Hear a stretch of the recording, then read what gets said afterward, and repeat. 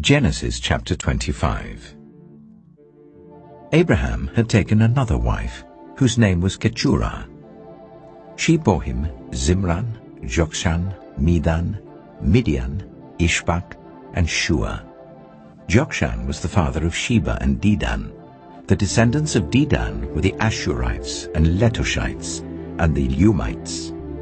The sons of Midian were Ephah, Hanok, Abida, and Eldaah. All these were descendants of Keturah. Abraham left everything he owned to Isaac. But while he was still living, he gave gifts to the sons of his concubines and sent them away from his son Isaac to the land of the east. Abraham lived 175 years. Then Abraham breathed his last and died at a good old age, an old man and full of years, and he was gathered to his people. His sons Isaac and Ishmael buried him in the cave of Machpelah, near Mamre, in the field of Ephron, son of Zohar the Hittite, the field Abraham had bought from the Hittites. There Abraham was buried with his wife Sarah. After Abraham's death, God blessed his son Isaac, who then lived near Beer Lahai-roi.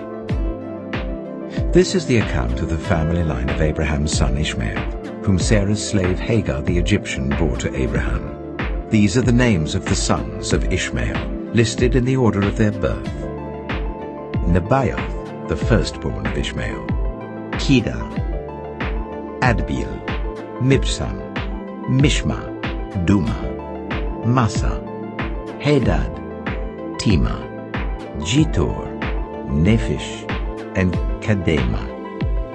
These were the sons of Ishmael, and these are the names of the 12 tribal rulers according to their settlements and camps. Ishmael lived 137 years. He breathed his last and died, and he was gathered to his people.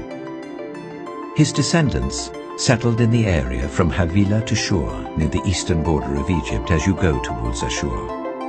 And they lived in hostility toward all the tribes related to them. This is the account of the family line of Abraham's son Isaac. Abraham became the father of Isaac, and Isaac was 40 years old when he married Rebekah, daughter of Bethuel the Aramean from Paddan Aram, and sister of Laban the Aramean.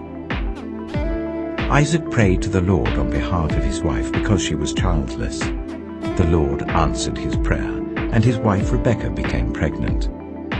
The babies jostled each other within her, and she said, "Why is this happening to me?" So she went to inquire of the Lord.